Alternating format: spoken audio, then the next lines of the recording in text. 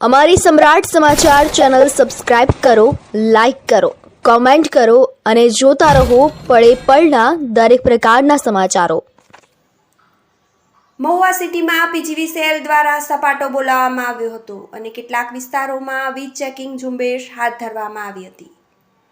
ભાવનગર જિલ્લાના જુદા જુદા વિસ્તારમાં વીજ ચોરી કરતા તત્વો વિરુદ્ધ પીજીવીસીએલ દ્વારા કાર્યવાહી હાથ ધરવામાં આવે છે। તેવી જ રીતે આજે મહુવા શહેરમાં પણ હાથ ધરવામાં આવી હતી। જાણવા મળતી માહિતી મુજબ મહુવા શહેરમાં વહેલી સવારથી વિવિધ વિસ્તારોમાં ટીમ બનાવી અને પોલીસ પ્રોટેક્શન સાથે ચેકિંગ ઝુંબેશ હાથ ધરવામાં આવી હતી, જેમાં કેટલાક વીજ ચોરોને દંડ ફટકારવામાં પણ આવ્યો હતો। પીજીવીસીએલની કાર્યવાહીને લઈને વીજ ચોરી કરતા તત્વોમાં ફફડાટ ફેલાયો હતો। બ્યુરો રિપોર્ટ, સમ્રાટ સમાચાર, ભાવનગર।